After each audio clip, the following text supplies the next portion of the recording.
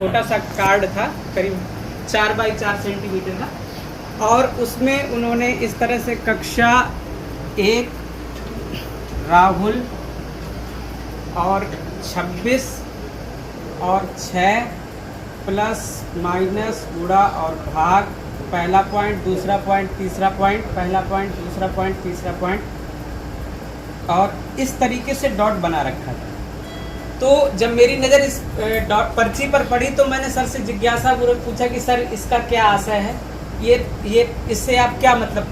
देखना चाहते हैं। उन्होंने कहा सर ये मैंने अपने कक्षा के जो 23 बच्चे हैं कक्षा 1 में, उनकी सभी की पर्ची बना रखी है, और जब भी मैं उपस्थिति के लिए पहली बार क्लास में प्रवेश करता हूँ तो ये गड्डी अपने साथ लेके जाता हूँ। प्रेजेंटी लेने के बाद जो बच्चे अनुपस्थित हैं उनकी पर्ची निकाल करके ऑफिस में रख देता हूँ और ये गड्डी अपने साथ में रखता हूँ। और जैसे ये राहुल है तो इससे मुझे ये पता चलता है कि राहुल को केवल 26 तक की गिनती के बारे में पूरी जानकारी है, और ये 6 बताता है कि उसे 6 तक का पहाड़ा आता है केवल। और ये जो प्लस का चिन्ह लगा रखा है, अगर वो 1 अंकीय जोड़ को कर लेता है तो मैं यहाँ गोला लगा देता हूँ, अगर वो 2 अंकीय जोड़ को कर लेता है तो यहाँ गोला लगा देते हैं, अगर वो 3 अंकीय जोड़ करने लगता है तो यहाँ गोला लगा देते हैं, अगर वो हासिल वाले जोड़ करने लगता है तो हम यहाँ गोला लगा देते हैं। इस प्रकार से एक एक बच्चे की पर्ची हम पेंसिल से अपडेट करते रहते हैं। जो भी हमारी शिक्षण विधियां आ रही हैं हम उन्हीं के अनुसार पढ़ाते हैं। ये काम जो है हम जब लेखन का कार्य कराते हैं सारे बच्चों को, तब उस समय जो है एक एक बच्चे को पर्ची के हिसाब से बुला लेते हैं, और अगर हमें मालूम है कि ये 26 तक की गिनती जान रहे हैं तो उन्हें जस्ट आगे की 27 के बारे में थोड़ा बता करके छोटा सा कार्य। अच्छा, इससे एक फायदा ये कि अगर बच्चा 4 दिन या 6 दिन के गैप के बाद भी विद्यालय आता है तो हमें ये पता चल जाता है कि ये बच्चा अभी 26 तक की गिनती में ही था।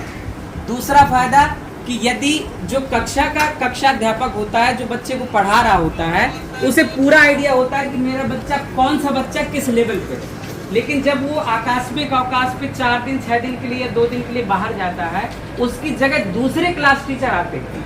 पढ़ाने के लिए, तो उनके लिए सबसे बेनिफिशियल और सुविधा हो जाती है कि वो इस बच्चे से तुरंत पता चल जाता है कि वो बच्चा एग्जैक्ट कौन सी पोजीशन है। दूसरा बड़ा फायदा कि जब भी कोई एसआरजी आपके साथी या डाइट से टीम अनुश्रवण के लिए पहुंचती, मूल्यांकन के लिए पहुंचती है, तो रेंडमली वो 5 बच्चों को खड़ा कर देती है कि बेटा आप खड़े हो जाओ, आप खड़े हो जाओ, हम आपसे जानकारी चाहेंगे।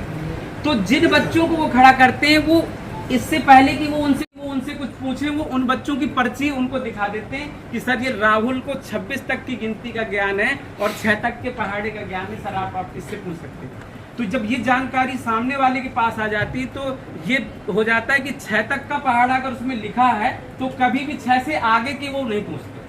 वो 6 से कम का ही पूछेंगे, क्योंकि उन्हें मालूम है कि बच्चे को 6 तक का ही ज्ञान है। तो बच्चा मोस्टली सारे प्रश्नों के जवाब दे देता है अगर हमने इसको बहुत अच्छे से किया। क्योंकि हम पेंसिल से अपडेट बनाते, इसलिए हम समय समय पर इसे अपडेट करते रहते हैं।